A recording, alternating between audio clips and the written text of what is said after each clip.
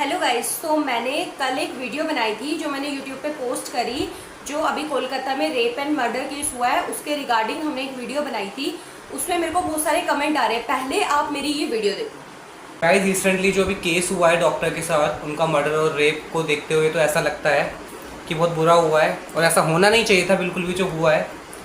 तो जो चीज़ें हम डायलॉगों में सुनते हैं ना, वो डायलॉगों में ही अच्छी लगती हैं यार। ठीक है, बेटी बचाओ बेटी पढ़ाओ। क्योंकि अगर जो माँ बाप बेटी को पढ़ा लेगा वो बचा नहीं पाएगा, और जो बचा लेगा वो पढ़ा नहीं पाएगा। बस या तो बेटी पढ़ सकती है या बेटी बच सकती है। तो गाइज ये आपके ऊपर डिपेंड करता है कि आप अपनी बेटी को बचाओ या अपनी बेटी को पढ़ाओ, क्योंकि बेटियां इंडिया में बिल्कुल भी सेफ नहीं है। वो ये दोनों चीज़ नहीं कर सकती है, क्योंकि हमारी सरकार बिल्कुल भी इस चीज़ को आगे बढ़ावा नहीं दे रही है कि बेटी बचाओ और बेटी पढ़ाओ। गाइज वीडियो आपने देख ली। वीडियो में ऐसा मैंने क्या बोला है, उसमें मैंने ये बोला है कि बेटी बचाओ बेटी पढ़ाओ जो ये सरकार इतना बड़ा नारा लगाती है, जब इनको वोट चाहिए होते हैं तब ये लोग बोलते हैं हम बेटियों को सुरक्षा देंगे, हम बेटियों के लिए ये करेंगे वो करेंगे। बट आज भी बेटियां सेफ नहीं है हमारे इंडिया में। तो मैंने उस वीडियो में यही बोला है कि या तो बेटियां बच पाएंगी या बेटियां पढ़ पाएंगी, क्योंकि पढ़ाने के लिए अगर हम अपनी बेटियों को बाहर भेजेंगे तो उनके साथ ये दरिंदे ऐसा करेंगे। तो मैंने उसमें ये बोला है या तो अपनी बेटी को बचा लो या पढ़ा लो, क्योंकि हर माँ बाप ये चाहेगा कि उसकी बेटी एक बार को अनपढ़ रह ले बट उसकी बेटी इन दरिंदों के हाथ ना लगे। मरना तो भाई सबको है एक दिन, लेकिन इस बेकदरी से इतना बुरा हाल जो लड़कियों के साथ हुआ है, ऐसा कोई माँ बाप नहीं चाहेगा कि मेरी लड़की के साथ हो जाए। तो हर पेरेंट्स यही चाहेगा कि उसकी बेटी सेफ रहे, पढ़ने से पहले उसकी बेटी सेफ रहे, जिंदा रहे, एटलीस्ट वो अपने माँ बाप के सामने रहे। आज उन पेरेंट्स पे क्या बीत रही है, वो हमेशा यही सोच रहे होंगे, हर वक्त ये सोच रहे होंगे काश हमने अपनी बेटी को उस वक्त रोक लिया होता। तो उसमें मेरे को ये कमेंट्स आ रहे हैं, आप कमेंट्स देखो। इसमें ये कमेंट्स आ रहे हैं कि आपको समाज को तिरस्कार करना चाहिए, समाज को करना चाहिए, आप बेटियों को क्यों रोक रहे हो। अरे हम बेटियों को नहीं रोक रहे हैं, हम खुद नहीं चाहते कि बेटियां पीछे रहें। बेटियां क्यों पीछे रहें, लेकिन जब दरिंदे बेटियों को जीने ही नहीं दे रहे तो हम क्या करेंगे। समाज को हम नहीं सुधार सकते, आप मैं कोई नहीं सुधार सकता, ना सरकार सुधार सकती है समाज को। अगर सुधारना होता तो आज तक इतने सारे केस हुए हैं, उनको इंसाफ मिल चुका होता। लेकिन इंसाफ से क्या करना है, जिसकी बेटी चली गई वो तो चली गई ना। ये बताओ ना आप मुझे, सरकार को हम क्या दोष दे, समाज को हम क्या तिरस्कार करें। समाज को बस मैं दो वर्ड बोल दूंगी समाज के लिए कि हाँ भाई ठीक है, समाज तो बहुत बेकार है, लड़कियों के साथ बहुत कुछ कर रहा है, गलत है समाज, ये बोल के क्या होगा। एटलीस्ट मैंने वहाँ पे इस वीडियो में ये बोला है कि समाज को अब अपनी बेटियों को सेव करना सबसे इम्पोर्टेंट है, बजाय उसके कि वो पढ़े लिखे आगे जाके, क्योंकि पढ़ने लिखने से बेटियों का कोई फायदा ही नहीं है। जिस एज में उस डॉक्टर को कमाना खाना आगे बढ़ना था, उस एज में तो उस बेचारी की बर्बादी कर दी। उसने अपनी पूरी जिंदगी उस डॉक्टर बनने के पद पे बैठने के लिए पूरी जिंदगी स्पॉइल कर दी। उसने अपनी पूरी जिंदगी पढ़ाई करी, इतनी मेहनत करी, जब एक टाइम एक अच्छे दिन देखने का टाइम आया तो उसके साथ इन दरिंदों ने ऐसा कर दिया। तो क्या फायदा उसके पढ़ने लिखने का।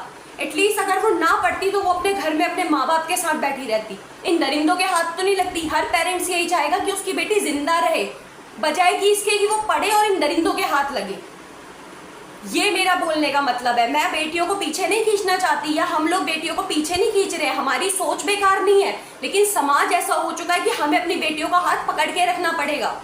जिसकी भी छोटी छोटी बेटियां हैं उनको हर वक्त ये डर होगा कि स्कूल गई है अब क्या हो जाए, बाहर गई है अब क्या हो जाए। क्योंकि हम खुद, जब मैं छोटी थी 20 साल की, 19 साल की, 18 साल की जब मैं थी, तो मैं खुद अपनी मम्मी को ही बोल के जाती, मम्मी कुछ नहीं होगा, मैं अभी आ जाऊंगी, थोड़ी देर में आ जाऊंगी, क्या हो रहा है, इतने सारे तो लोग हैं।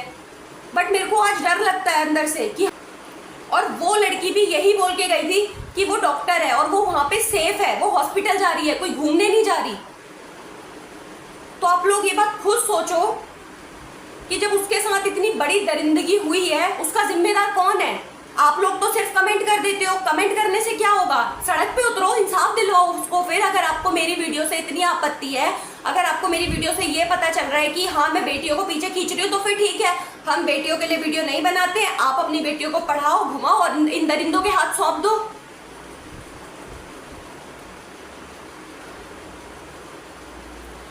भाई देखो, अगर कमेंट करने से कुछ नहीं होता, दूसरों की वीडियो को देखो, समझो उसका मतलब क्या है। उसका मतलब सिर्फ ये है कि अपनी बेटियों को पढ़ाने लिखाने से ज़्यादा ज़रूरी एक पेरेंट्स यही चाहेगा कि उसकी बेटी जिंदा रहे और इज्जत से घर में रहे, उसकी बेटी के साथ इतनी हैवानियत ना हो। कोई भी पेरेंट्स ये नहीं चाहेगा। अगर गाइज आप मेरी इस बात से सहमत हो तो प्लीज कमेंट करके मुझे जरूर बताना कि क्या एक पेरेंट्स ये चाहेगा सिर्फ इस समाज के लिए? क्या हम सिर्फ नारे लगाते रहेंगे कि हमें इस समाज से प्रॉब्लम है, हमें लड़कों से दिक्कत है, हमें लड़के घूर के देखते? वो तो देखेंगे भाई, वो नहीं सुधर सकते, लड़के नहीं सुधरेंगे वो, और कोई उनको नहीं सुधार सकता। ये सिर्फ नारों में ही अच्छी लगती है बातें कि बेटियों को पढ़ाओ और लड़कों को तमीज सिखाओ। लड़कों को कोई तमीज नहीं सिखा पा रहा है, इन दरिंदों को कोई तमीज नहीं सिखा पाएगा। तो बस मेरी इस वीडियो का यही मतलब था, और मेरी इस वीडियो का कोई ऐसा मतलब नहीं है कि लड़कियों को बांध के रखो, घर में रखो, कोई फर्क नहीं पड़ता गाइस। आप अपनी लड़कियों को पढ़ाओ जो करना है। और हम भी ये बात जानते हैं कि हमें समाज को ही तिरस्कार करना चाहिए, लेकिन समाज को क्या तिरस्कार करें? पुलिस वाले सब बैठे हुए हैं, सारा प्रशासन, जितना भी हमारी गवर्नमेंट है, सब एक साथ जुड़े हुए हैं इस चीज के। जिसको अगर इंसाफ दिलना होता, 12 साल 10 साल 15 साल बीत गए, आज भी उनके पेरेंट्स हाथ जोड़े हमारी बेटी को इंसाफ दिलाओ, लेकिन बेटियों को इंसाफ नहीं मिल रहा।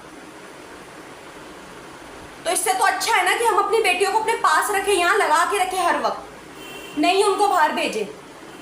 इन दरिंदों को हम कुछ नहीं कर सकते, कोई इनके लिए कुछ नहीं करेगा, ना कोई आवाज उठाएगा, ना कोई आगे बढ़ेगा। सिर्फ मोमबत्ती लेके आने से कुछ नहीं होगा गाइस। मोमबत्ती लेके आगे आएंगे 4 दिन 5 दिन, कोई अपना काम कब तक छोड़ेगा? 10 दिन तक धरना देंगे, 20 दिन तक, 1 महीने तक, उसके बाद सब अपने कामों में लग जाएंगे और ये केस भी बंद हो जाएगा। तो और ऐसे ही अब पता नहीं किस लड़की का नंबर है आगे आने वाले टाइम में। हर लड़की इस डर से खौफसदा हो रखी है, हर लड़की की, अब किसका नंबर है आगे, किसका नंबर अब आगे आएगा। तो गाइस कमेंट करने से पहले सोचो कि मैंने उस वीडियो पे क्या बोला है। मैंने उस वीडियो पे सिर्फ इतना बोला है कि आप अपनी बेटी को पढ़ाने से पहले बचाओ, कि बचाना बहुत जरूरी है। जब वो बचेगी तब वो पढ़ेगी। बेटी पढ़ाओ, बेटी बचाओ नहीं, बेटी बचाओ फिर बेटी पढ़ाओ। तो प्लीज पहले अपनी बेटियों को सेफ्टी दो।